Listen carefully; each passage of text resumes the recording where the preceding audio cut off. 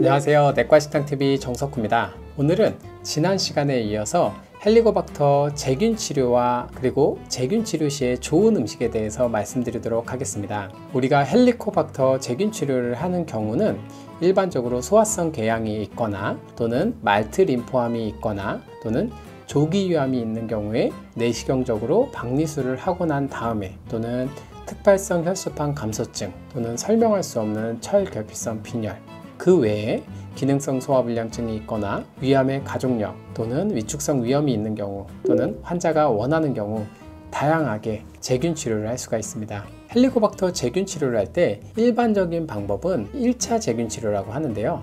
1차 제균 치료 같은 경우에는 위산 분비를 억제하는 약과 두 종류의 항생제, 우리가 흔히 말하는 아목시실린과 클라리스로마이신을 포함해서 이 세 가지의 약제를 아침, 저녁으로 하루에 2회 7일에서 14일간 복용하게 됩니다. 이 1차 제균 치료를 시행했었을 때 성공할 확률은 약 70에서 80% 정도가 됩니다. 하지만 약제를 임의로 복용을 하지 않거나 술을 먹는다든지 특정 음식을 먹는다든지 하면은 제균 치료의 실패 확률이 높아집니다. 또한 제균 치료를 하는 중에 자의로 중단할 경우 이후 항생제가 듣지 않는 내성균을 만들어 버릴 가능성도 있기 때문에 가능하시면 꼭 약을 먹고 중단할 경우에는 주치의 선생님과 상의 후 중단하는 것이 도움이 됩니다. 그러면 이 1차 제균 치료를 하고 실패한 경우에는 우리가 약을 바꿔서 다시 2차 제균 치료를 하는데요. 이 경우에도 약 1에서 2주간 약물 치료를 시행합니다.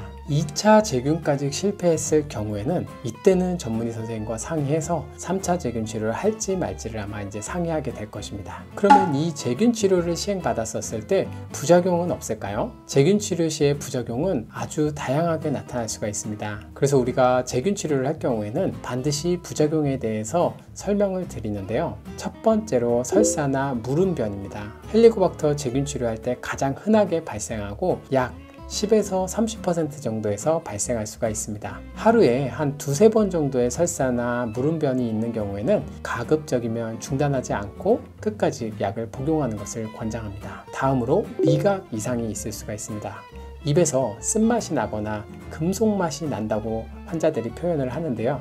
이 경우도 약 5에서 15% 정도에서 발생할 수가 있습니다. 다음으로는 피부에 발진이나 두드러기 같은 경우도 나타날 수가 있는데요. 거의 대부분의 이 제균치료 약제의 부작용은 경미하거나 일시적인 경우가 많습니다. 하지만 100명 중에 2명에서 5명 같은 경우에는 혈변이나 심한 설사 아니면 심한 피부병 등이 발생할 수가 있습니다. 이러한 경우에는 반드시 담당 의사 선생님께 알리고 약물을 중단할지 여부를 상의하셔야 합니다. 다음으로 이제 여러분들이 많이 물어보시는 질문이 제균 치료 후에 다시 재감염이 되나요? 이렇게 말씀을 해주시는데요.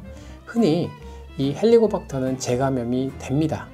우리나라에서는 약 4.3에서 20% 정도로 높은 재감염률을 보고하고 있습니다. 마지막으로 제균 치료 시에는 위를 자극하거나 또는 위액 분비를 촉진할 수 있는 음식과 부작용을 악화시키는 음식의 섭취를 피하는 것이 중요합니다. 그래서 저는 진료실에서 제균 치료를 할 경우에는 커피, 초콜릿, 홍차와 같이 카페인이 포함된 음식은 피하라고 하고요. 왜냐하면 이러한 카페인이 포함된 음식은 위장 운동과 위액 분비를 자극시켜서 우리 위를 더 아프게 공격할 수가 있습니다.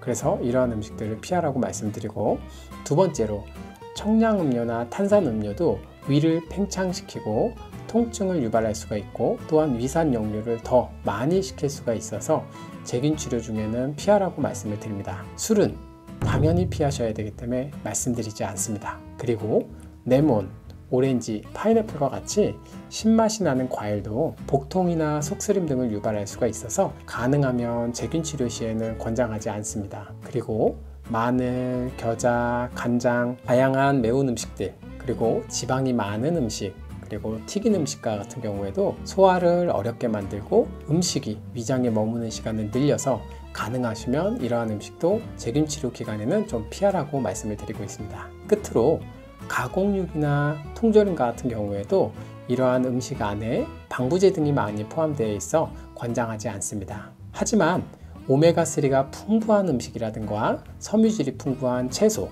그리고 흰 살코기나 생선 등은 제균 치료 중에 마음껏 드시라고 말씀드리고 있습니다. 오늘 내과식당에서는 제균 치료의 정의와 방법, 그리고 제균 치료 시에 피해야 할 음식, 그리고 도움이 되는 음식에 대해서 살펴보았습니다. 더 궁금한 사항 있으시면 댓글 남겨주시기 바랍니다. 감사합니다.